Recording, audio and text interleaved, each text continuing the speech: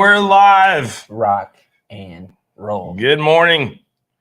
We already got some folks in the comments. Good morning, guys. Good morning. I hope everyone is doing well. We have horribly mediocre things to talk about today, so it's going to be great. It's going to be great.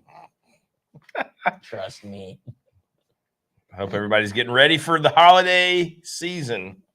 Christmas time? Honda days. Honda days. Honda days, like Honda days. Tom Beatty says.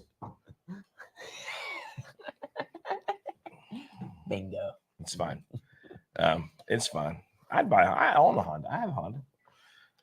Honda's not bad. No. I like Honda. Got a good the old antique Honda Ridgeline. About to hit 300,000 miles. Yeah, but I mean, it's a Honda, dude. I'm going to say it's good for 300,000 more after that. I think so. Honda's good. My mom always said Honda's. Yep. I did, Tom. I got it now. It's seared in my brain. It's seared in my brain. Your name is, so I got it. Yeah, it's Beatty, right? Gotcha. Nah. And Jack Stowe. Jack Stowe. Our pal. Oh. In Kansas City. You too, Sean. I'm not a gent. Of course you're not a gent. Look at you. Look at you. You're not even old enough to be a gent. I look like a Vietnam vet. That's what somebody told me the other day. It's like Rambo First Blood. Yeah. Also a Christmas movie. I didn't realize that until the other day. Where are all of my friends? Somebody sent me a picture, and there's I forgot who it was, but there's like little Christmas trees in the jail when he takes them to jail. Well, there you go. It's not just Die Hard. It's also Rambo First Blood, which is a fantastic movie. I'd much rather watch that. You know, I saw somebody dissect the Rambo series, and I'm going to pull a Baxter here and derail for a second. Well, we're not even railed. We're not to be derailed yet. So go ahead. Well, we're getting there. We're getting thoroughly railed. So, Rambo First Blood was made on a limited budget. You know, they thought it was going to be a failure. And it was amazing. It was amazing, right? Well, they talked about how the second movie, it was about the funding, and they said what was really funny is in the first movie, it's all about, you know, how poorly the Vietnam vets were treated and stuff like that, and how this war kind of left them torn, and it was a very like deep movie. They said in the second movie, if you notice, the guy comes and he says, you know, he's like, Rambo says to him, he's like, well, you know, are we gonna lose this one? And he goes, it's all up to you. Like it's there's a whole thing about how the movie was funded by the government and stuff. It was wild. I was like, oh, propaganda is what we call that. It was though, because like if you watch it, like I didn't know that until they pointed it out. I was like, oh, it's like yeah, big turn. It's like now it's like the government's like, it's up to you now. Because I remember I've watched these movies lots of times. Yeah. There is that like, you know, he's all depressed because they didn't let him win. You know what I mean? Like they didn't they sent him there, made him kind of be in hell basically. Yep. And then, you know, it's like, what is the point of this whole thing? And then you come back home and you got, man, there's not many more hateable characters than that sheriff. Yeah. That's like, or police chief, whatever it is. I know, like how can get when they like hose him down, you're like, oh God, I want to kill all these people. Yeah, no, it's pretty infuriating. But awesome movie. That's right. Sean's mic is quieter than mine. It's probably just that I'm louder than Sean. Annoyingly louder. We'll fix it. Yeah, we'll fix it. It's fine. Plus my beard amplifies my voice. It does amplify. Johnny, you talk way louder than Sean. It's because I'm a professional. Yeah, and his mic is turned to the side too. I've got mine like aimed up. Jesus. You gotta. Yeah. Quick question before we move on to real guitar things. Question. Here's an important question. You gonna take Rambo First Blood or the first Rocky? Rambo. I like violence. Controversial choice. I know. But a good one. Rocky is definitely more of like the crowd pleaser, I would say. But Rambo First Blood is amazing. Is like it's raw, you know. I just love Rocky 4 so much. I know. There's something about like him against I know it's propaganda again, but that's okay. I love that's funny propaganda it's great. In my mind. Like it's I enjoy the Russian and the multi-million-dollar, like, you know, running on the track in the machine, and then Rocky's like lifting rocks, and like his wife and his pal, you know. Doesn't he have a robot in that movie? Yeah, but they have to lose it at the beginning. It's never even clear like why he's losing everything. It's like, oh, they beat him in the head. Now he's losing all his money. He buys a restaurant. I don't know. It's very strange. There's some plot holes. But it's fine. It doesn't matter. That's what you got to fight against. Not having a robot. son, we're losing the robot. But then he gets in his like fancy futuristic car to go drive around. It's just, I don't know. But anyway, listen, there is no wrong answer. Rocky, Rambo, you're a winner either way. They're amazing. All right. That's true.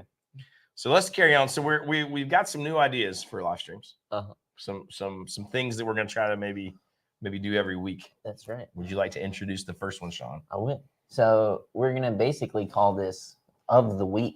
Nope. I don't know what exactly. The name is probably gonna change. We don't commit to things that quickly. So this is gonna be called of the week, right? So we got like song of the week, guitar player of the week. We might add some other things too. But our song of the week for the first week ever, and this idea came from having a conversation with one of our good friends, Rob. Yes. Very sweet bearded gentleman who comes to town. A lot of beard. Brings us bourbon like a lot sweet of man. Thank you so much. It was great. I can't drink it on the live because it's just too much right now. This is kind of early for that. The first song of the week is Jeff Rosenstock's "We Beg to Explode." Now, these are hopefully going to be, we might do some bigger artists, some smaller artists. This guy's kind of been on the come up for a while. That song's from 2016, but great song nonetheless. I don't even know the song. I've never heard it. After this, I'm going to listen to it. We'll listen to it in the shop. I think it's a great song. We won't I think do it it's, it's got like some punk attitude to it. Some of y'all might like it. Some of you might hate it. I'm going to type in the exact title into the chat here. So everybody can have it if you want it. Should be on the screen for everybody. Should be on the screen now, is it? No, oh look at my that. God. Don't look doubt at Derek's prowess. that. Woo, baby. Y'all like Technical ability. I think we're also going to try to do a guitarist of the week. Yeah. And we're going to try, of course, there's like the ones that everyone talks about that are always on the cover of like the magazines, blah, blah, blah. And it always seems to be the same like handful. So, we're probably not talking about like Nuno. So He's wonderful. Would our crowd like to see sort of a Fret Buzz style? There you go. Live sort of a stream. Fret Buzz live. Yeah. Is that something people would like to see? Yeah. And then if we do that, it'll be curated, because like we kind of briefly talked about these, but Johnny curated the guitar. I think that's good. It'd be cool. I think it'd be cool. David Conboy, I'm going to answer your comment in a moment after this because I think it's a good question and I happen to know a bit about it. But first, guitar player of the week. You might know him, Oddly Freed. That's Audley. For those who don't know. So, man, he's from North Carolina. Cool. Which I always think is cool. Super. I think what you need to go listen to is his band Cry of Love. But that's not what made him famous. They had some fame, pretty good. Tragically lost the singer not too long into that project. But Mr. Freed then became a member of the Black Crowes, which kind of catapulted him into, spotlight a little bit. And he has been Sheryl Crow's guitar player for a long, long time. But he's played on all sorts of things. He's in Nashville. One of the joys of being in Nashville was seeing players like him just kind of out and about, strolling around. And I saw him in the 5 spot, which is very small, one time. It was just, man. I already loved him. I already, was a fan, but blown away.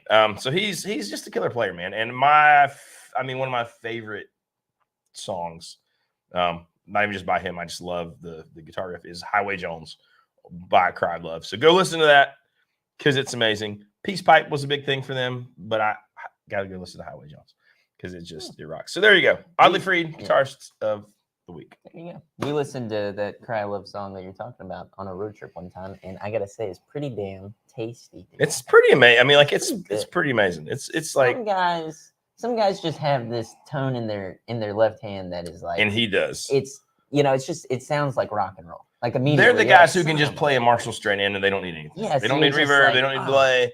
They don't need, Yeah. And it's just like, ripping. I remember It's hearing just that, good. and I thought, I was like, man, that's just rock and roll. and there is something That's to it. that. Those guys develop that, right? Like there's, I don't think that I have that thing. And when I hear it, I'm always kind of astounded by it. It's pretty amazing. It's almost like an effortless thing. You know who else has that? And we'll save him for another week because this guy. We'll talk about it later. It's a good dude. I know. I hyped it up and then I was That's like, right. oh, It's pulled the John rug Mayer. out. It is John Mayer. No. All right. Listen. Okay. right. Super quick before we carry on. Supro question. David Conboy. Hello from Delaware. what do you guys think of Supro amps? Any thoughts on their amulet model? So I am a big fan of Supro amps. I've told this story before. I'm gonna tell it again because that's what we do. We repeat ourselves, turn into an old man. But no, the way I found Casino guitars initially was I was searching for a Supro amp. That was obviously years and years and years ago. But I did procure my first Supro amp from Baxter before I really knew him. Cool. So I've owned a bunch of them. I own the amulet right now. It's the only Supro that I have. I think it's fantastic. Like for a little grab and go, 10-inch. I use it all the time on small gigs. I use it a lot on like sort of duo gigs where somebody's playing acoustic and I'm playing electric because it's got the power scaling. I use it to record. We recorded some stuff with it not long ago. It sounds great. Yeah, before that, you used the Comet, and I think those are kind of comparable. Comet and that are very similar. The only thing that really, maybe the amulet does that the Comet doesn't do is, it's got the power scaling in a different way. Now, oddly enough, our friend Jack, who is in the comments, has my old Comet, and because he's like engineering marvel, he figured out there's apparently on the Comets there are some like issues that they had with like the reverb and like certain parts being too close and overheating to the tubes. He went in and fixed those things, and I think it probably sounds better than ever now. So if you were able to find a Comet and track down all those little things to do to make them better, that's a cool amp too. And in fact, it makes me happy that Jack has mine.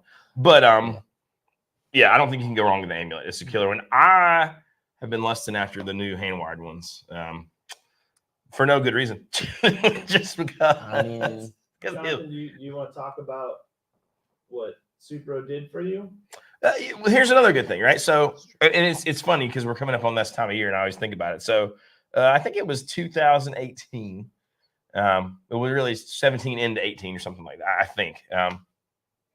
Anyways, doesn't matter. I used to travel with this band called now I'm blanking on what's the name of the band. Anyways, it was a jam band, bunch of great guys out of Riverbend Reunion. That was the name of them. Yeah, I was about to say, I was like, is it that one? Yeah. Yeah. Great guys out of Nashville. Not a band anymore particularly, but we had a lot of good times. I was fortunate enough to get to travel with them for a while I was living here.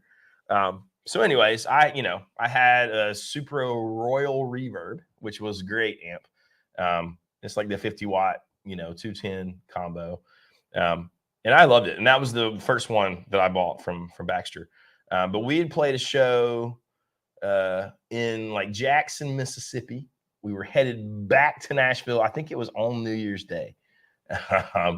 And then once we get to Nashville, I would have driven back home to North Carolina. But on the way back, the RV that we toured in, we had an RV pulling a trailer. The RV caught on fire going down the interstate, and it burned.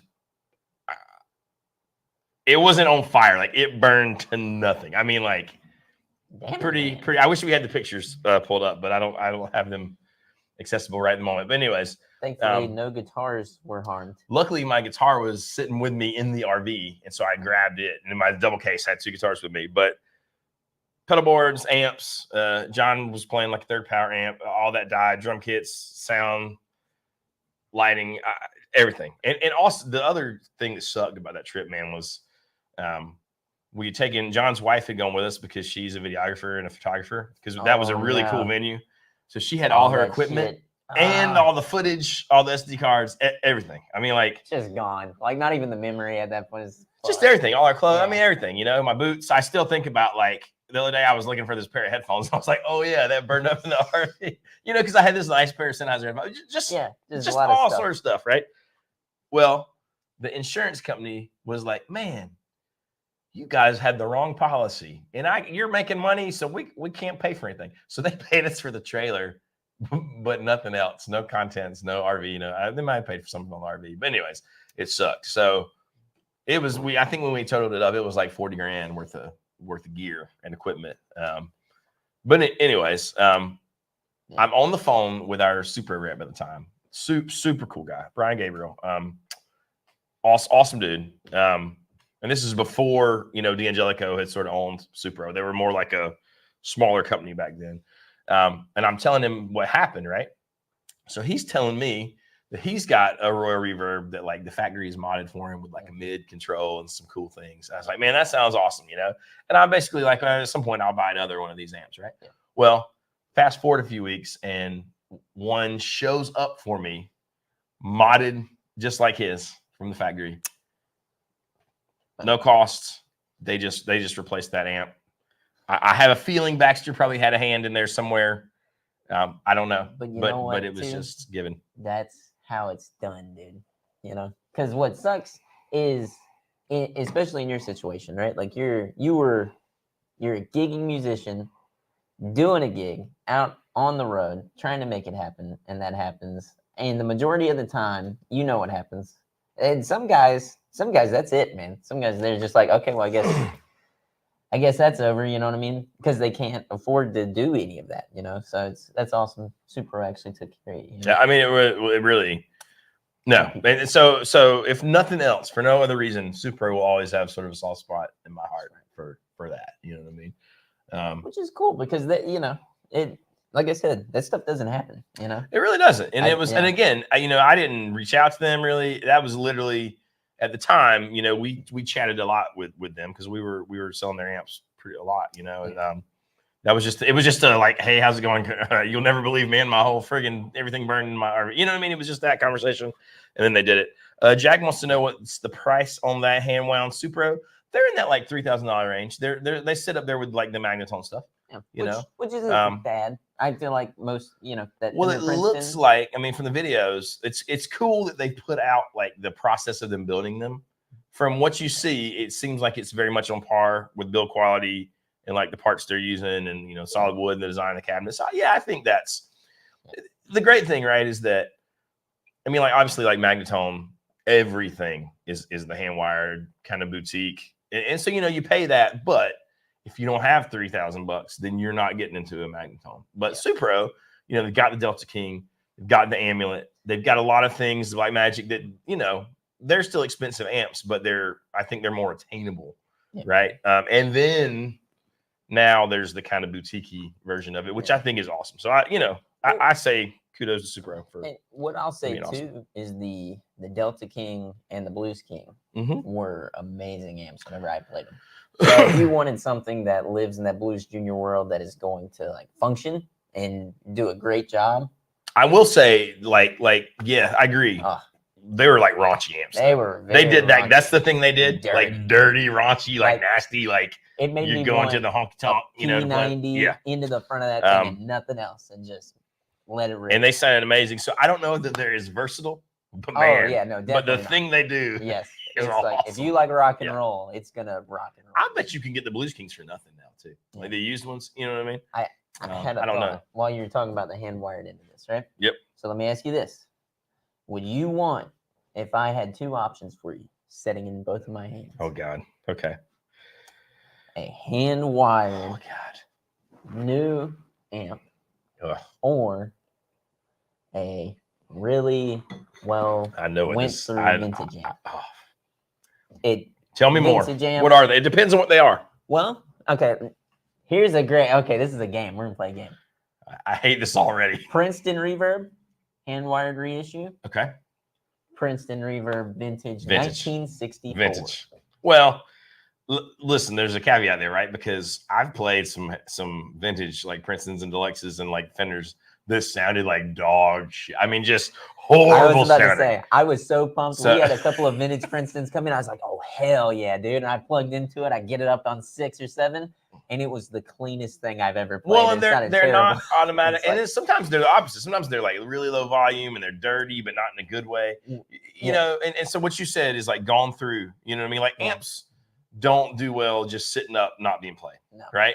But they obviously they don't do well if they've been abused. You know what I mean? So you got to find the right vintage thing, and I'm okay if it's like sort of brought back to life with like, you know, maybe even a new speaker. So if it's a good one, if it sounds good, I'll take vintage. So and now we'll do it with Supers too, because with that same thought in mind, right? Okay, reissue hand wired badass Super Reverb, vintage Super Reverb. I know that you've owned things similar to that, and right now I've got that 72 at the house. So which one for you? Now I'll say before that, that 72, what you're talking about with like the amp Yep. and like how it's working. That 72 I had on 2 last night, 2.5, Mm-hmm. and it sounded good. And I knew I was like, I need to push it up just a little bit more. And I went up to 3, and it was immediate breakup. Now that just is kind of showcasing these amps they don't work as like you would think. Where They're not the same No. as they're different beasts sometimes than like the reissue stuff, right? That's right. They really Yeah. are. And there's most of the good ones lack that harshness that some of the reissues can have, right? Where you have to like tame the treble. Yeah. I don't know if it's just the age or if it's the speakers or Yeah. I don't know. I don't know what it is, but if you play a good one, you know what I mean? And so like I probably on the Super would also lean towards vintage because I will say I've played more good sounding vintage Supers than bad sounding. We've played another great sounding one not too long ago, but like we have one in the studio, man, that's back there, that's Baxter's, that is like that's the best it's great vintage amp that I have played. And like it's not for sale. Not for sale. No, So God, no. I mean, you can't message about it, but it's not for sale. Well, but man, it's good. Yeah, and I mean, we got a Vibrolux back there. That is great. I love it too. But what I'll say is that Super works exactly how you want it to where that Vibrolux, there's some bass things that don't work quite right. Sometimes you got to kind of change how you play a little bit. Well, that's and that's anything. Any amp, right? You got to figure out. You got to play sort of to it a little bit, right? No. That's why you got to find the right. We're 2 for 2 on the same choice here. We'll end our game here on number 3. This is the curveball. Hand wired Marshall, vintage Marshall. It can be anything. It can be a super lead, whatever. Just vintage Marshall. God, I mean, I want to say, listen, right? I want to say vintage. I want to. Yeah, you do. But I'm probably not going because they're worth a ton of money. Exactly. That's it's why I want it. But man, I probably because I do think there's been some good improvements over time. And like my friend Ryan in Nashville, a really good friend of mine. He went through like having the vintage Marshall thing and like the big head, you know what I mean, the big old plexi. And he had a super bass, and then I think had it modded where it was more like a super lead. And then I think, if I'm not mistaken, he went back to super bass. And then I would go to his house because and it would just be set up in the living because he was single at the time, So it was just you walk in and there it is. That is the no TV, no nothing, just the glorious Marshall sitting there. I would never have a TV again if I had something like that in my house, like just in my main room. And he had like the what's the Analog Man, the little fuzz. The like Dallas, it's like the Sunline or something like that. It had that. It had some. I mean, like the gear you would want to run with a vintage Marshall, and it was glorious. Yeah. But it did have some weird like limitations with like the bass and like just like weird nuances, right? And part of that is great, right? So part of it also depends on. Am I gigging? Like, am I out gigging with this amp? You know what I mean? Or what, right? Well, I had a realization playing that Super Reverb, right?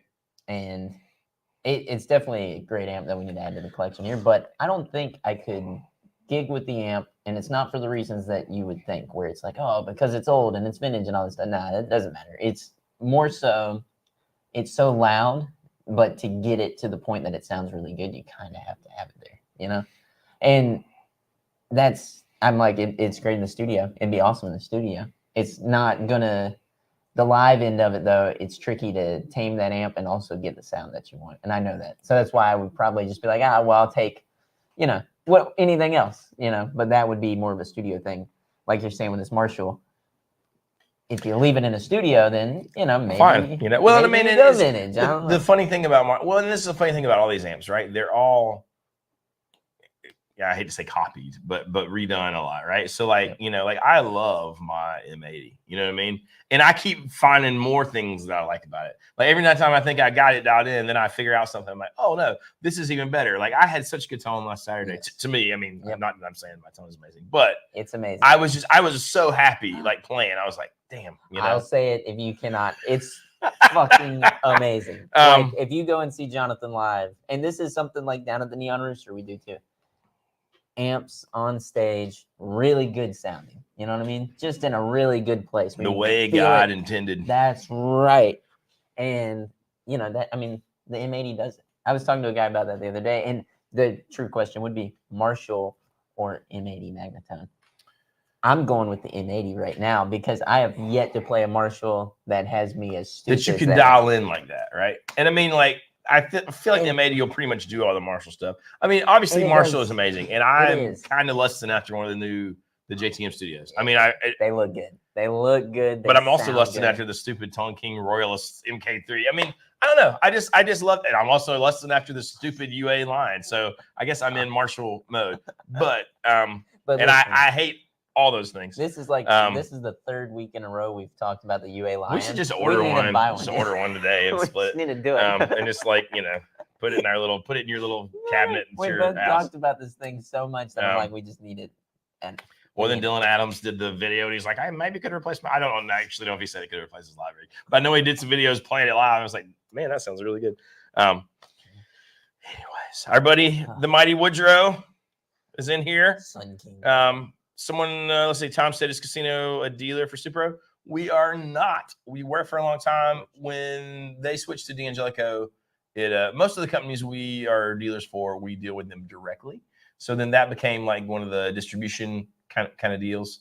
And that's not necessarily a deal breaker. We had just sort of moved on a little bit. At that point, they had dropped a lot of the models that we really liked. You know, like they weren't making like the Royal Reverb, for example, or like you know, they'd really pared down. It makes sense now because they got some really cool models. But for a while, it was like you could get like the Keeley Custom, like the Black Magic, and like seemed like that was it. So you know, so we kind of just let it drop off. I don't know if we will be again in the future or not, but you know, we're small, so we have to pick and choose. That doesn't necessarily mean we're not fans of them, because like I said, I'm a huge fan and I own one that I bought from Sweetwater. But, you know, so yeah, but no, not currently. When you know, with that too, it's also one of those things. Whenever we play a few that inspire us, that usually leads us down the path of, well, maybe we should carry that in the shop, you know. And the amulet's been good. I think we all are in agreement that we maybe want to try some of these hand wired things to see how they are. And then who knows? They could. I guess I'll have to buy one. There's no other choice. Don't worry, I'm way too poor to buy one of those right now. Tom, this is a great question. We talk all the time about, will you buy a guitar without hearing it, without seeing it? Would you buy an amp without hearing it, seeing it, you know, first? Not really. I've bought one or ordered one after only playing it for a few minutes in a shop. The amulet was that way. I played it in a shop down in South Carolina in Mount Pleasant or outside of Charleston, and was like, okay. And then, you know, my crack dealer, I mean, the Sweetwater rep said, you know, hey, I got a demo and it's 48 months, no interest, and you could just have it in 2 days. And he got me. So, and I'd sold my comment to Jack, and I was missing. I was like, and I didn't have a little grab and go in. But so, anyways, but I think I would, you know, like let's say I didn't have the M80 and I decided that I wanted that Tone King, because I mean, well, the chances of being able to play like the Tone King, you know what, I mean, you can go into the Tone King, a hand wired Supro, I had another one of mine, the Benson amps, stuff like that. That's stuff you probably aren't just going to stumble upon. It'd be really hard. Benson's surprise. I mean, this isn't the newest Benson. This is the old Monarch reverb that has the British USA, not the other thing. But I enjoy that amp more than I mean, and Baxter likes it, right? But he loves the 2-Rock so much. I really like the Benson. Yeah, I kind of went down a rabbit hole. Thanks to Surrender, of course. I was like looking at him, and I was like, geez, he was. Me and Surrender had talked about him, and he was looking at maybe doing a really cool deal for me there. But I was really interested in the bass amp. Yeah. I had to go through, and I was just kind of looking at them all, seeing if there's anything that I could really afford or wanted. And the bass amp, surprisingly, it was one of the cheaper things on the list, but I think it sounded really good. And how many of these companies do we know are making amps that are doing a bass amp, you know, like that? Cool. Here's, I think, is the crux of like whether or not you order an amp without hearing it, right? Yep. Like if there is a tone in your head and you have to have that tone, right? Like you got to do Eric Johnson, or you got to do, you know, maybe you're in a tribute thing, right? Like then you need to know sort of if that amp does it and works for you. But if you're like, I'm going to buy this amp that I know is great and figure out what it does, and you got a little more flexibility. That's all right. You know what I'm saying? So maybe if you got no amp and you need it to do a really specific thing, maybe go with something tried and true if you got to buy it without playing it. But I agree.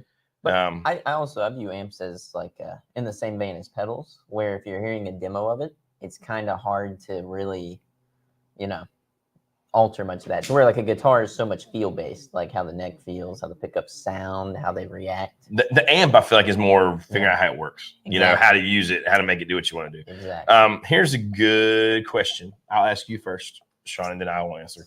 If you were on the road for a year, you can only bring 2 amps in your RV. Which 2 would you have to have with you? If it were me, and are we thinking of this as like a gigging situation? I guess I think that's up so. to us, right? Yeah. If I'm out gigging like that, man, I would probably take the hand-wired Princeton. I would take that. I've been playing that a lot in the shop. Sean's been kind of obsessed over it. Dude, I'm a Princeton junkie, but that thing is phenomenal. Yeah. And you doing that video did not help at all, because now I know there's a difference. I'm like, Jesus. I mean, there kind of is a difference. Yeah. I would probably take something like that. And then I always just like to have something like the M80 around. Yep. Or something like that, because it's not every day that I want that sound, but whenever I do want it, that's something that I enjoy having. I got one at the house right now that it's been awesome, and like it's just nice every once in a while if I just want to plug straight in and have that gnarly rip it up. Yeah, exactly, and just mess around with that. And those would be the 2 amps. And I know I probably just said like, oh, okay, so you want a $5,000 rig in your yeah. I mean, yeah. But also, or you can have one part of a 2-rock. Yeah, exactly. I mean, in my mind, those 2 amps it's gonna cover all the ground I could ever imagine. I could run an ABY. Tom says, remember the RV's going to burn to the wheels in the middle of the tour. It could happen. It could happen. Done before. That only happened once. So. Yeah, but I could accomplish everything with that, and I had one other point with that. Damn. They both would sound great and work really well live, I guess. What about you? So my M80 would be one, right? And this, I'm going to answer it as if I'm taking my own amps. You know what I mean? I'll answer it that way, and then hypothetically, and then the other way, I'd take my M80 and my Twilighter and feel like I could cover literally everything. Yeah. And here's the other thing about that, right? If I'm at a small place, I could run just the Twilighter, be super happy. It's going to be clean. I got my pedal board.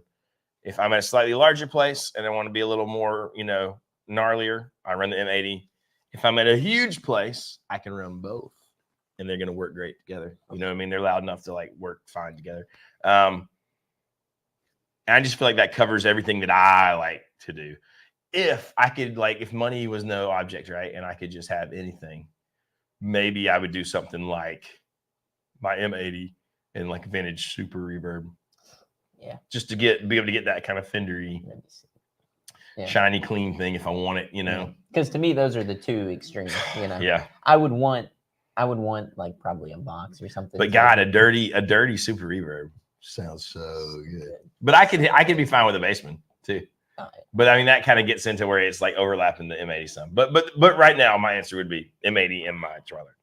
So yeah, I mean I don't know. Has Gibson stopped making the Firebird? I'm not sure. But I don't think so. It's probably one of those things they're going to refresh it. I'm sure. Come back hard. That's probably what'll happen. Yeah. So there you go. All right. So that was a long intro. Now let's get down to business. Brass tacks. Baxter could never have this. He's like, oh my God, we have to talk about this thing. But we do have some guitar news. Did you know that I saw Sean just Google guitar news? I was like, wow, that's amazing. Yeah, why not? It's fun. Not? It is fun. Just to see what's going on in the world. And apparently Ace Frehley has had enough. He's putting his foot down. He said, guys, I'm quitting the band. Oh, wait, they had played their last show. And he wasn't there. But I mean, he hasn't been in the band for how long? I have no idea. I'm not a Kiss fan. Derek, how long has Ace Frehley not been long in the band? Time. Long time. Okay, really? I thought he's been out of the band probably for 25 years. They've been feuding for most of it. You know what I mean? Like kind of low key, like hating each other. Yeah. I Which- mean, the big Kiss news, if we're talking Kiss, Yeah, this is the. Let's talk Kiss. I want to talk Yeah. about this thing too, this quote, but I also this want to deals hear. with that though. He you know. references it in the article. So, what you got? You talking for me? Yeah. Okay, so Sorry. Kiss they did their last show at Madison Square Garden. Mhm. Unfortunately, I couldn't go out to it. We're friends with the band. Again, how many I'm times? not friends with the band. My friend is friends. But with Derek you've is seen them how friends many with the times, band. Derek? You've seen Kiss now how many times? 3 times, 3 in times. the last like 2 or 3 years. Cool. That's All of them. And you say it's Some it's for- amazing. Yeah, some for filming different interviews for different things. But they are the kind of the first band to kind of come out with avatars. So you can go watch Kiss play, and I don't exactly know how it's going to work going forward, but they are going to them video form, like cartoon characters. Let me mute this. This is, Here we go. And Barbie. Oh, we'll talk over it, guys.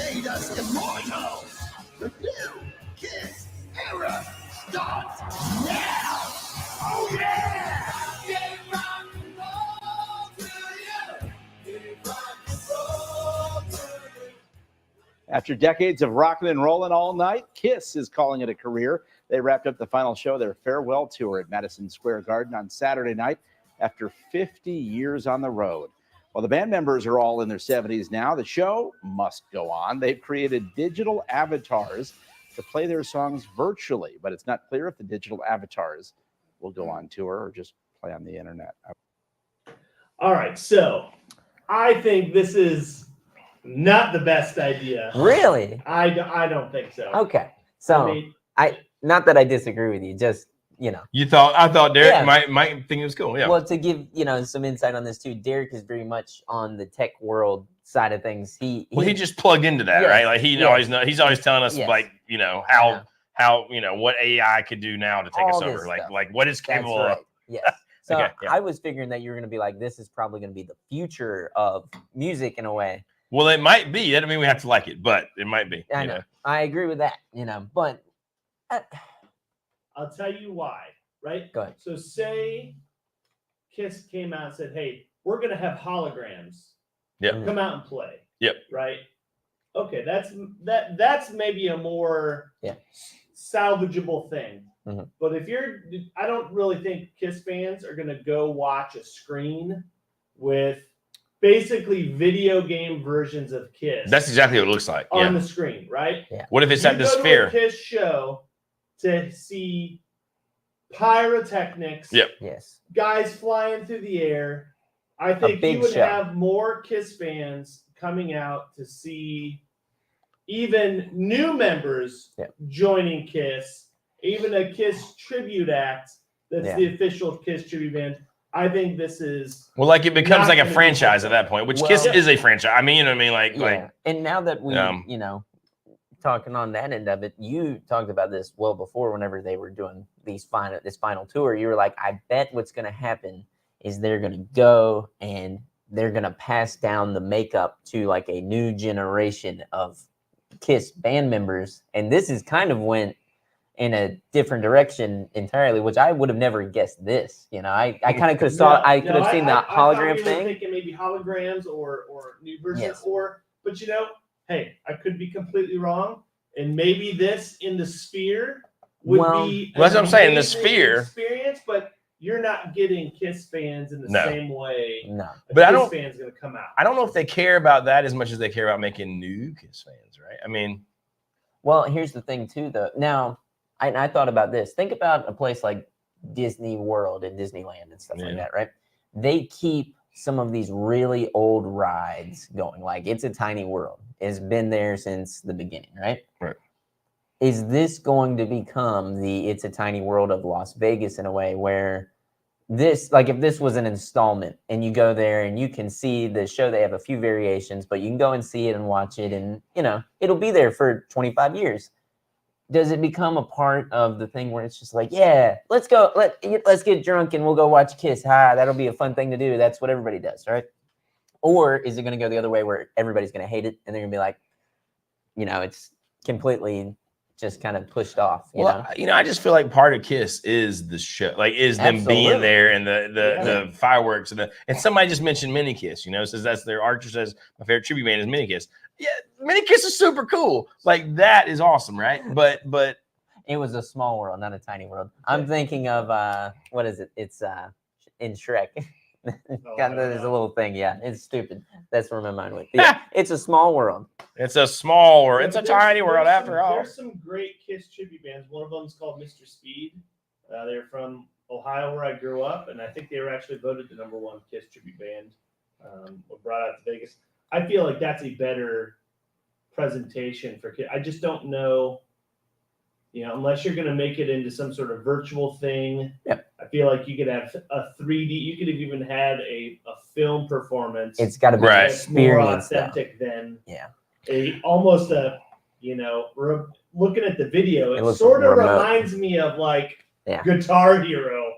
That's what it sort of looks like. But they got bat wings. It's cool. It makes me think, is this going to be a VR experience, not so much a group experience, which that's a whole nother thing. Yeah, It's supposed to be in a crowd, right? Seeing this thing, and right. you're surrounded by people who are all there. Well, see, I wonder that when you go, are you wearing a headset or are you just watching the screen? Because if you're watching a screen, I feel like that's more like you've gone to watch a cartoon, basically, with Kiss music. But in the Sphere, I could see it.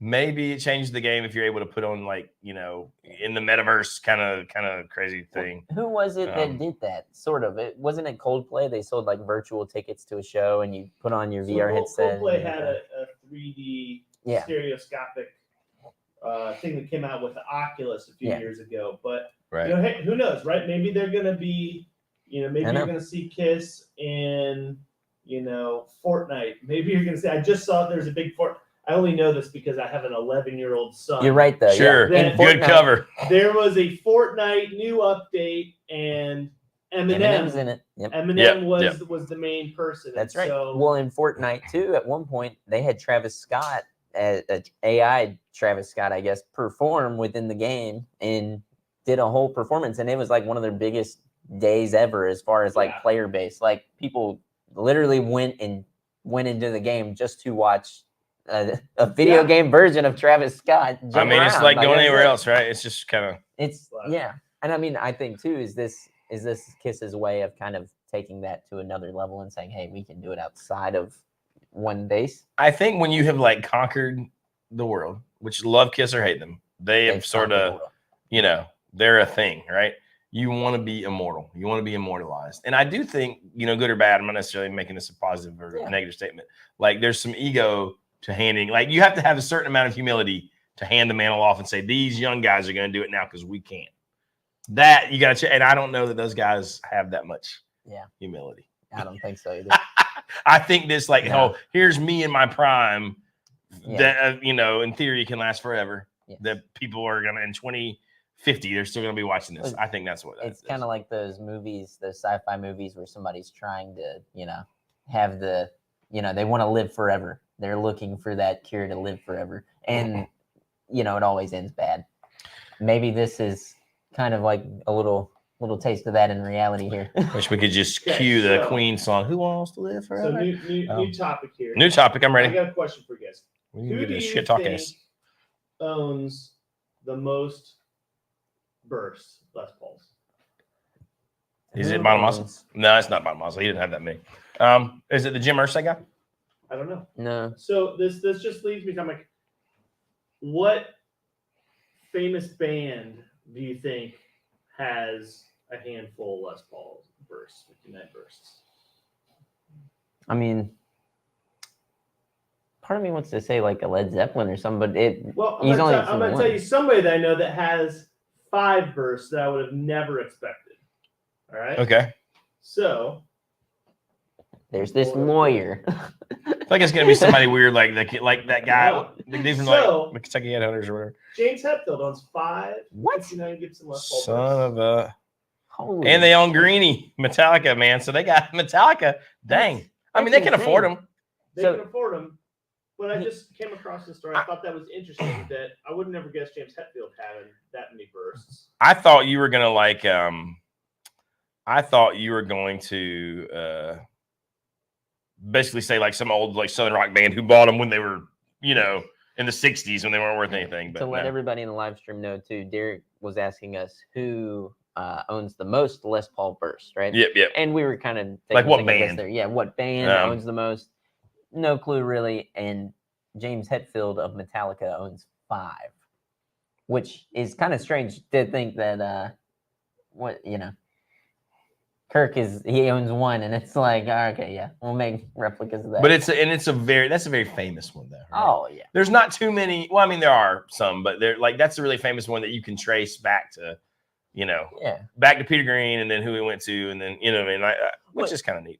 It's kind of cool to see that too. And I mean, I guess it only our 59 burst. Obviously, they're sought after, but are they sought after solely because of who played them as well at times? And I say that because of the red eye, and Greenie, and you know what I mean. Like there's the ones that have these names that are Yeah, but I think larger. the names come because they're like amazing. Because I mean, the people that have them, like think about like Jason Isbell having that, right? Yeah. How many Les Pauls do you think he's played in his life? A lot. Yeah. You know what I mean? So like, I feel like guys like that who have played a bazillion and 3 Les Pauls know when they play something that suddenly it's magic. Yeah. Like Bon Mossa or somebody. Yeah. So I do think there's something to those years, that year, 58, but 59 in particular. Yeah. For what and this weird allure that they only made like 1,200 or whatever it was, whatever the number was. Ryan Burns said Brad Whitford has 12. I do know that Brad Whitford is like a gear buying machine. He had his own little shelf in the layaway part of Guitar Center, and it wasn't because he couldn't afford it, but he'd be on tour and he'd be looking like to see things that came in like in the platinum room, and we would go get it like vintage stuff. Anything cool in vintage. If Brad Whitford didn't like buy it immediately, you were like, it probably wasn't that good. But I mean, like literally, you put it on his little shelf in the back, and I mean, if you had indispensable amounts of money, and I'm trying to ask myself this same question, and I don't know, if you had indispensable amounts of money, would you keep buying like vintage Fender Strats? Hell yeah. I mean, you know what I mean? Like, would you just keep buying them endlessly though? I don't know. Probably not. I would probably swap them. You know what I mean? Until I got the ones that I felt like, ooh. Have you heard the thing about Keith Richards and his like truck full? There's a tractor trailer full of guitars, and he just, they like pull up to every gig, and he has like 300 to 400 guitars in this thing. And they go through and they pick out different ones for him. He tells them which ones to grab, and they serve them to him like it's like on a cocktail plate. Doesn't sound like a bad time to me. No, it doesn't sound like a bad time at all. But what I'm saying is, how many, if that were the case, how many vintage Telecasters are you going to have that you're like, oh, yeah, that's a special? Or are you going to be like, fucking bring me the red one? I don't care. Like, I mean, the problem with that, right? It's weird. Like if you had a truck full of vintage ones, right? That you had like, you had literally, and we're not talking about like a pickup truck, like my little truck. We're talking like a tractor trailer, 400 guitars. Inevitably, this is my personality. Maybe it's not true for everybody. I would inevitably have 2 or 3 that were my favorites, and those are the ones I would play. You know what I mean? That's my point. Then I would be like, those are neat. Those are cool. But then I'd go back to exactly. Exactly. Like I would have to, because that's how I am now. Like no matter what I buy, there's like 3 things that I play, and I'm like, that's what they are. The other things are like, this is a neat little, like I don't pick up my Revstar every day and just go, hell yeah. I'm like, no, it's, that's cool whenever I need it. I don't know. I mean, but I mean, would I want to buy them? Probably. I don't know that I keep them all. Yeah. I just don't. But if money was literally no object, right? Yeah. But then I'd want to do something cool. Like I'd want to, like when I was dying or something, or like getting old, I'd want to give them to like favorite artists or something. You know what I mean? Yes. If money was literally really no object, like my kids and everybody was taken care of, right? That would be on my mind to go to. Apparently, Dirk Ziff has 100+ bursts. Supposedly, he might be the person that has Beano. I've heard that. Well, Bonamassa says he knows who it is, so East Coast, right? Yeah. maybe we do a little investigative work. Maybe. Where's maybe we all KDH? run up- What's the dude's name? Is that it? Is that him? Yeah. Get him on it. Get them. Get him on it. We always say something about Gibson, but no, this is less about Gibson and more about buying ridiculous vintage guitars. So there you go. Yeah, man, I don't know. I mean, So I saw a sort of a funny thread on the gear page, and it was, what was your most ridiculous buy of 2023. 2023? What did you buy that was just impulse, or that you loved, or that was dumb, or was just great? What were some of the things that you bought in 2023? Put it in the comments. What? Okay, so Derek's saying, in case you didn't hear him good, he saw a thing. What the most ridiculous, like impulse, crazy, weird buy you bought in the last year, 2023? And obviously, we're mostly talking gear. What did you have one? Like a ridiculous one? Honestly, probably the SG. That's probably the craziest thing I bought this year. Well, no, actually, no. I was gonna say that the pedal. The pedal. Yeah, The pedal. I bought a Roland chorus ensemble for like $800. It's like so dumb, but it's awesome. I dig it. It's neat, Gets me hard. I'm trying. And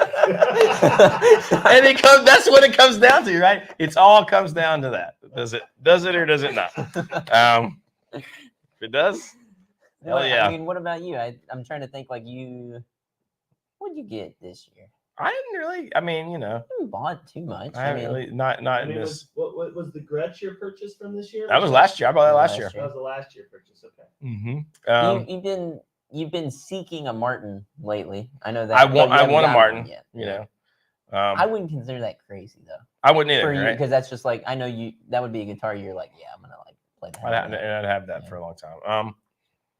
I didn't really buy anything much this year, man. I didn't. I haven't bought a guitar this year. I haven't bought an amp. I'm trying to think of like any weird pedals that you bought that I was like. I mean, I bought a Tonex. That's what I was gonna say. Like maybe that, but you like. But that's use it and you dig it, I use it for things, and it's not like it was $400. I mean, which is a lot, but it's not crazy. I mean, for what it does, it makes sense to be $400. It's like, all right, it's not bad. Yeah, I don't know. I really didn't buy many. I did sort of buy the what's the UA thing that I ended up keeping? Oh, the Woodrow. Nah, well, I had that before the Tonex, and I liked that, right? But did you get the Astra or the Reverb? Yeah, the Astra. The Astra, but and I was gonna try it. Yeah. And then I took it out to this gig on this like little spare pedal board, and I do like it, but I didn't really need it, and it's a very expensive pedal to like have when you don't really need. But then it got rained on, and it didn't hurt it at all, but it just colored the thing. I was like, damn it, I guess I'm paying for this one. But it is great sound. I mean, like the thing about it. That is the best sounding chorus, maybe, that I've heard, but I don't ever use chorus. So, I mean, for studio stuff, it's really cool. Yeah. John Jones says the Jimmy Page Dragon Telecaster fell into my lap and I had to get it. I mean, that's a pretty good one. Yeah, that's the thing, right? Like there's nothing. Mighty Woodrow says he brought Jonathan's old HX Stomp from Bobby Hancock. Yeah, see, like I got rid of that. I was doing a whole flip flop. I was like, that's just bound and determined. That's a funny chain of events. And I actually had the dumb idea yesterday. I was like, maybe I should just get an HX Stomp again. I will not do it though. I am hold. At some point, I might buy a dumb Tone Master. Well, I'll be upset about it. I talked to somebody the other day. They said that they bought the KTR 6 times. Why? And I'm like, why do you keep getting rid of? Well, so, I like it for a year, and then I'm like, I'll get rid of it. I'm like, what is wrong with pedals, you? man? Just keep it. And the HX Stomp is a little different, right? Like because they're like that's like your direct stuff, but that's like the cool stuff. They'd be like, here you go. Yeah. Straight around. Yeah. Pedals. If you stop liking it, just put it on your shelf for a while, because you're gonna want that sound again. Yeah. There's gonna come a day when you're like, oh man, remember when I used to have the green rhino on my board? That was great. Wish I had one. Yes. That's gonna come. It's gonna happen. Now listen, I've also have been in the point where like I wanted a new pedal, and the only way I could do it was to sell pedals. I'm kind of okay with that. That's fine. But I'm just saying, if you can swing it, don't sell your pedals. You're gonna want them. I completely agree. I mean, same I'm just saying, there's few things that bring me as much joy. Like we talked about the truck full of guitars, whatever. But something about opening the cabinet and seeing all those little colored boxes.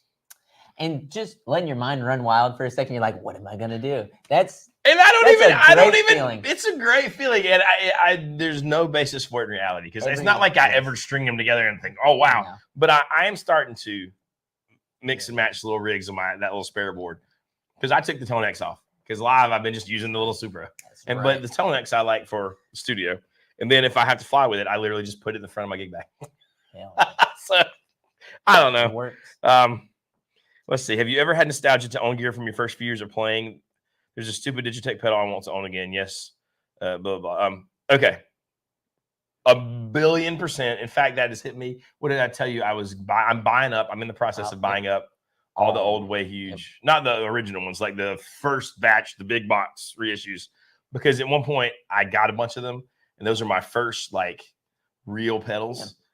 And I don't need them, but I'm just like, man, they make me happy. I think they look. I don't think there's any pedals that look cooler. Yeah.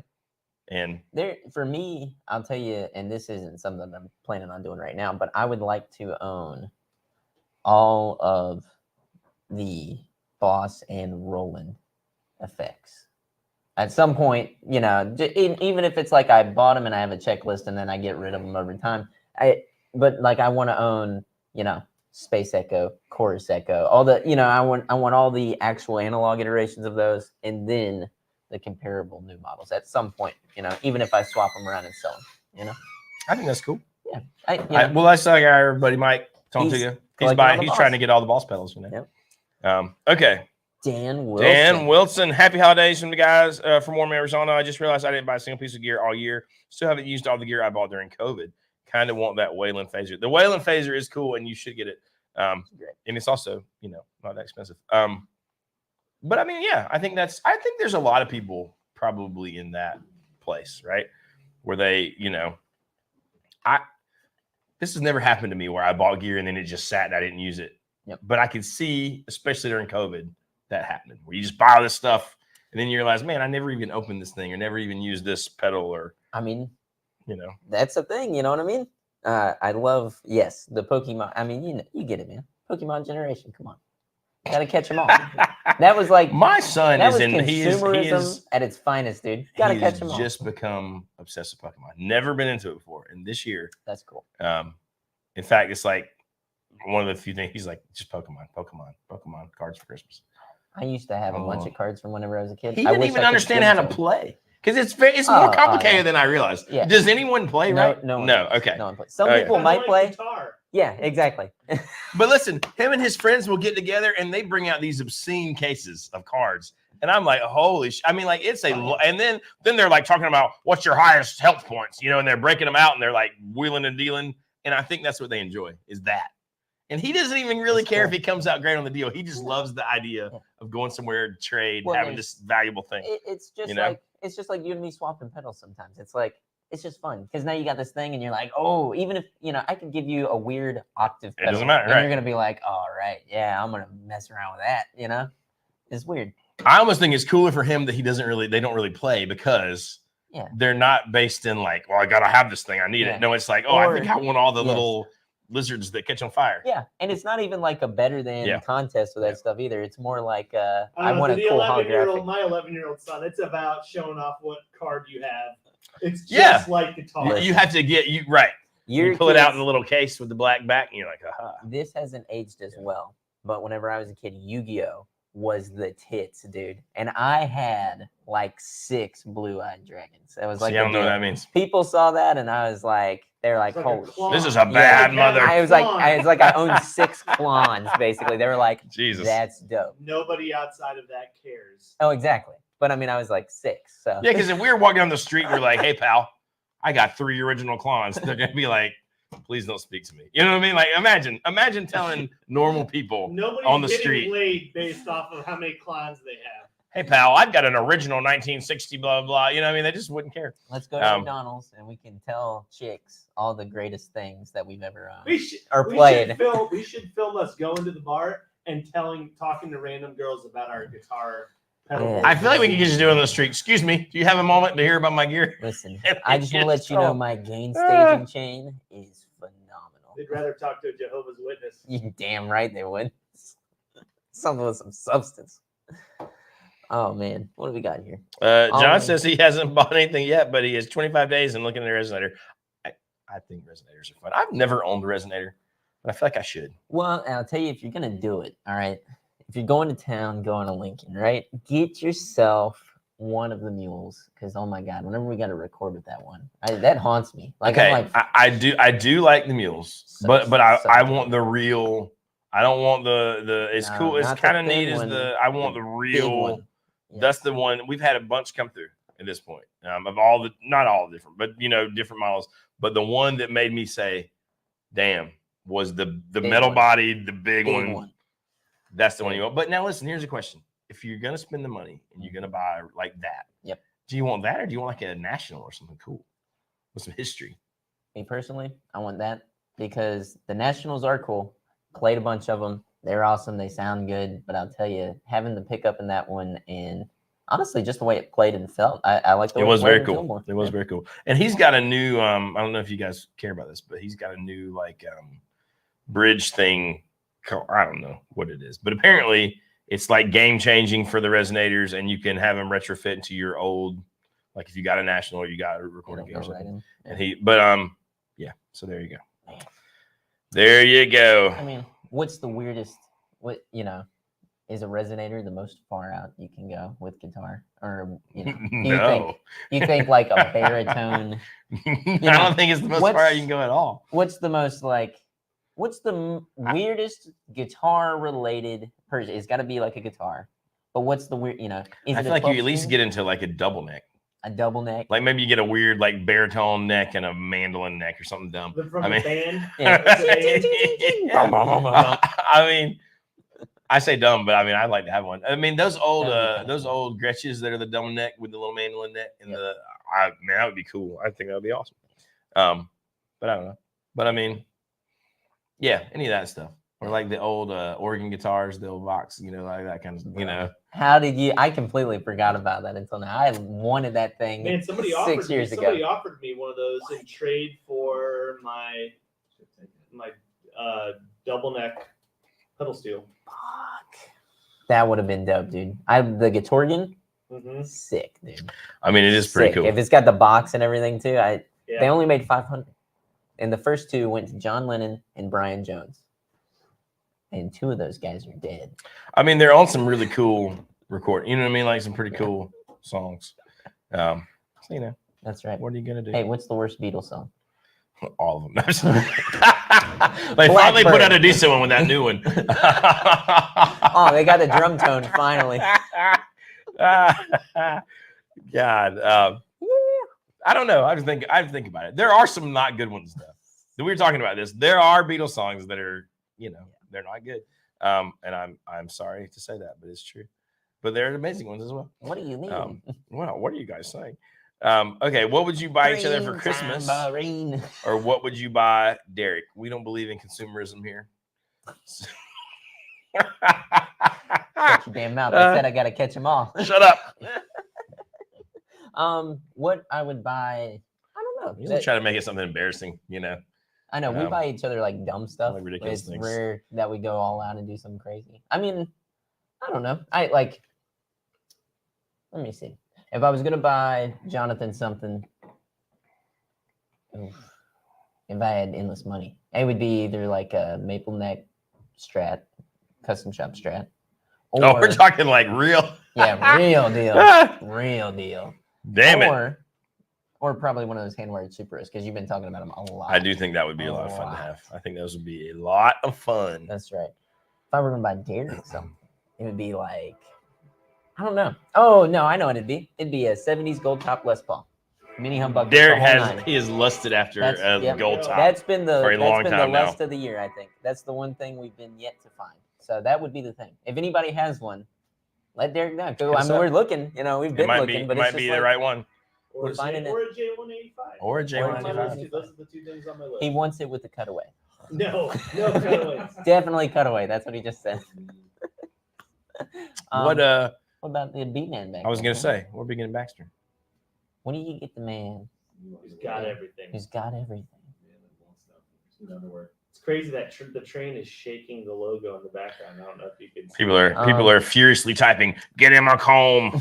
Shut the hell up.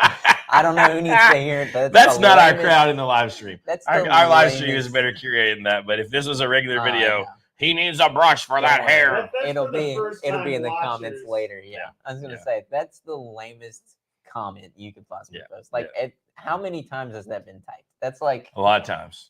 Has this man ever seen a comb? Yeah. It's just it's been done. It's been done. It's been done. It's been done. I mean? Baxter needs a factory sealed red knob fender twin. You're absolutely right. You actually don't. There's a lot to that story. Yeah, I was gonna say maybe you don't even realize. I could drop some. We could go hard, but we're not. We're nice. Trying to keep the peace here. I think for Baxter, and this is something that I know that he would probably just enjoy if somebody got it for him. I would buy it for him. Is one of it would have to be the first one that came out because it was better than some of the new ones. But the Taylor baritone acoustic. Yeah, I know that was he would enjoy that. We talked about that a lot. He's back there. He's probably grumbling. He's like, "Oh." Okay, there's one thing I got to show you guys. Hell out of it. So one thing that we talked about amps a lot today. This is one thing I'm excited about. That's Slash M80. No. What? That's not it? They posted it and said it's coming. It says, look, I'm going to show this to you, Sean. They'll never see it. Baby M80. Whoa. Kind of like the Starlight, Did they email that to you, Jonathan? No, dude. They put it, but I've heard nothing about it other than this. And it's literally pictures. Airdrop that to me and I'll put it up on the screen. I'll airdrop it to you right now. We'll share it with everybody since that's on Johnny's wish list. There you go. Yes, it is. What's it on? Magnetone's Instagram? It's just their Instagram, yeah. I see you were paying Sean a living wage at casino. Well, I mean, I didn't say I had the money to buy all these things. I'm just we're just talking. I would want to get these are my best friends. I want to give my best friends the things that I know they want. There we go. Whew. I mean, I'm assuming that's the comment. I mean, if I could get a little mini M80 in that road case, oh my God.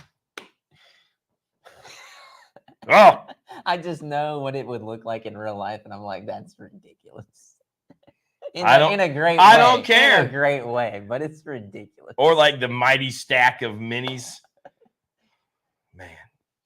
Lil Hall's tone. Oh my God. That's what I would put on the side. That's what I just on the side. You need a shirt that says Lil Hoss tone on it. No. Well, we get Elijah in a cowboy hat. I was going to say, well, but Elijah can't even wear the little Hoss. It has to wear the regular size Hoss shirt. That man weighs like 500 pounds. I'm afraid his bed's going to collapse anytime. My bed collapsed last night. Did it? Yeah. Talk about Little Hawson. Little Hawson. And I was by myself. Baxter, I don't think could find his buddy Holly. He couldn't. Which is why he needs a new pair. That's right. William's got his pulse on what's happening here. Full blown Hoss. I love that. He is a full blown. My child is a full blown Hoss. By God. Whenever we all buy something, God bless. We got to say that you went full blown Hoss on it. Full blown Hoss. That's our new. You caught full blown Hoss, didn't you? I feel like I need a hat that says. I wore my hat the other day that said "Blown on Ritz." I need a full blown Hoss hat.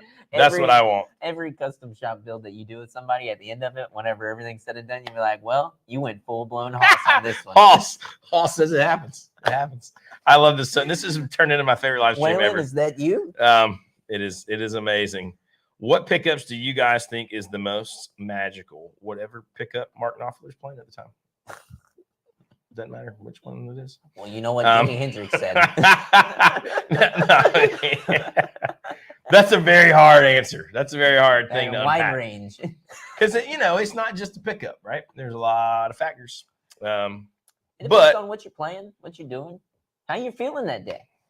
Have you ever picked up a guitar? I picked up my Strat before, played it, felt really uninspired, and I was just like, man, I guess I just ain't got anything today. And then I turn around and I pick up some with P90s or a humbucker in it, and all of a sudden lights me up and the emotion's there, and I'm like, I'm in. Here we go. Or you put that down, you put it down, you don't play, and you pick it up the next day or a week later, and you're like, oh my God, this was amazing. You know what I mean? So it just happens. Yeah. Like some days I just love Filtertrons.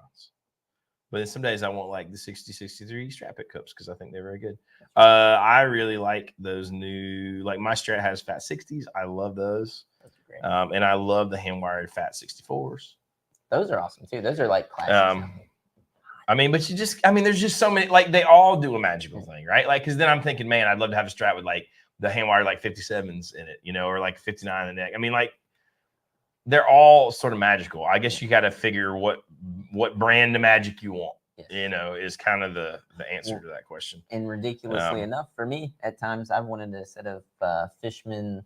What do they call them? Those Fluence. Yes. I played a really silly 7-string guitar. I was setting up for a guy because he's got a Strandberg and it had those pickups in it, right? It's definitely not a guitar for me by any means. But I sat down and I plugged it in and I had to test it and make sure everything worked.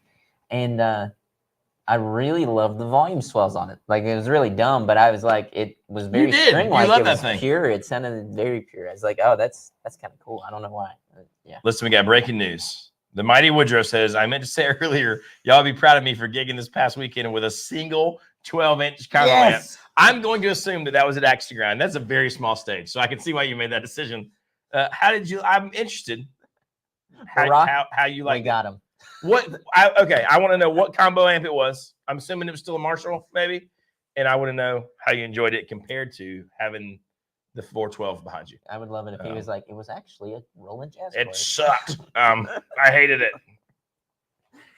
Because there is something about having a big old amp pushing. But anyways, I really love that.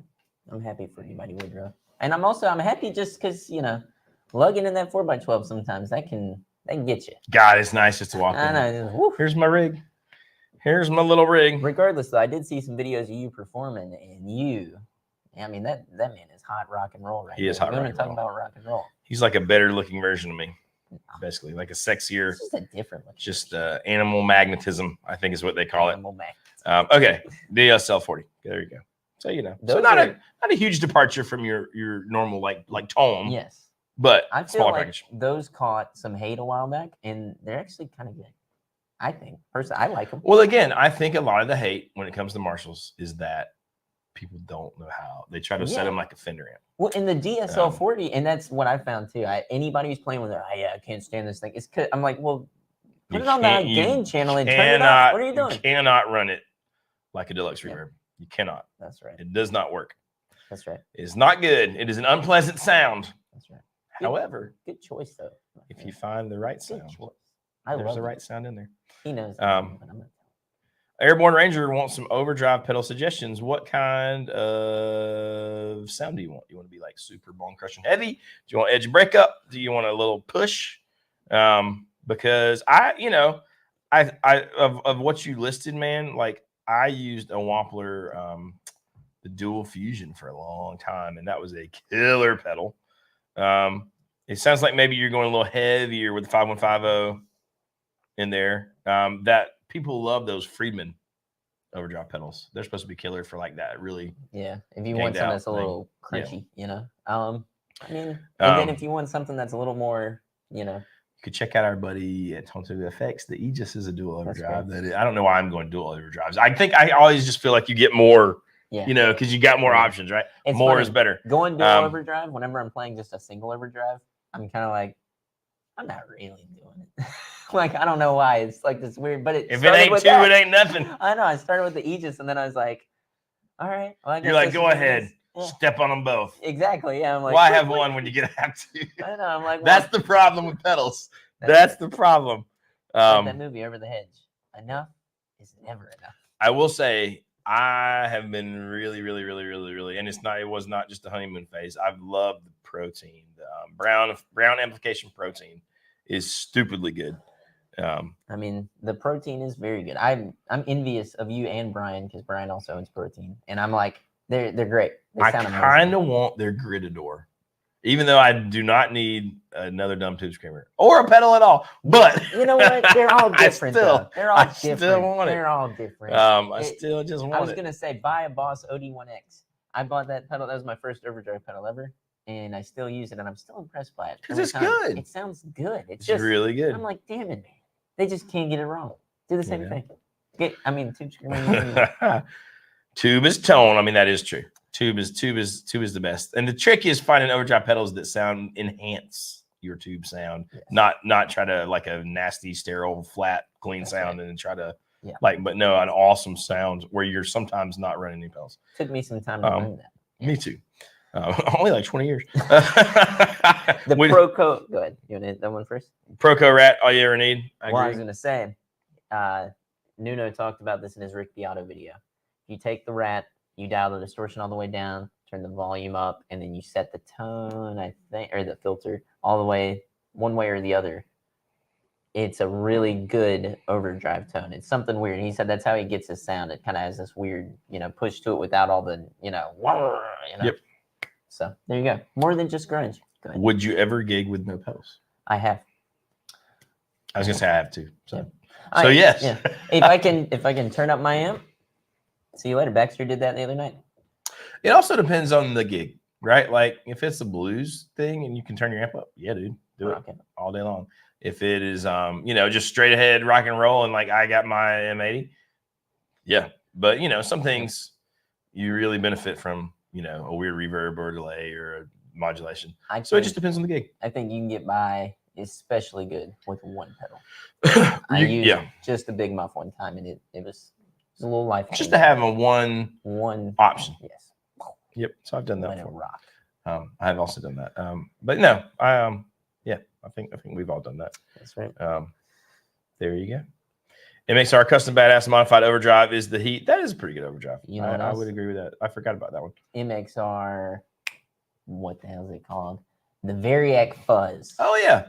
That thing is brilliant. I have been waiting for one to come back into the shop. I had somebody who was like trying to give me one years ago. I was like, no, and then I blew it. Totally blew it.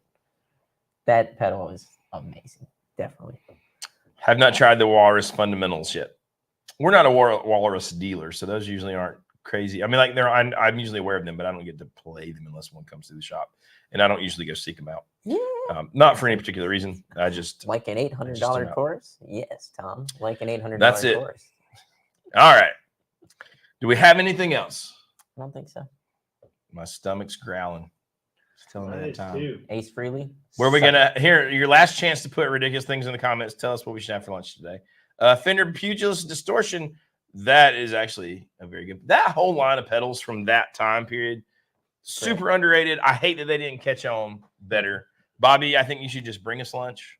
We'll take wings. It's fine. Ooh, we often do some Tokyo. It is. Boneless We often do wings, Tokyo baby. Express on Wednesdays. We're a fan of the teriyaki family meal. A little Because, too you know. sticky for my blood. Sean, My tiny body can't handle all the mayonnaise. that's a lie. It ruptures out of me He talks about it, but he like a loves it. pimple to a pore, baby. But it's good for you. Clean. You get cleansed one day a week. I wouldn't call it that. I call it ravaged. It's fine. Crick, I will not be eating the crickets. Thank you. Thank you. People can have their pods and their bugs. I will be Crickets in a eating hamburger. beef the way God intended. But anyways, there you go. Burger Ooh, of crystal the week. sliders, man. Burger These people of know the us. week. They know us.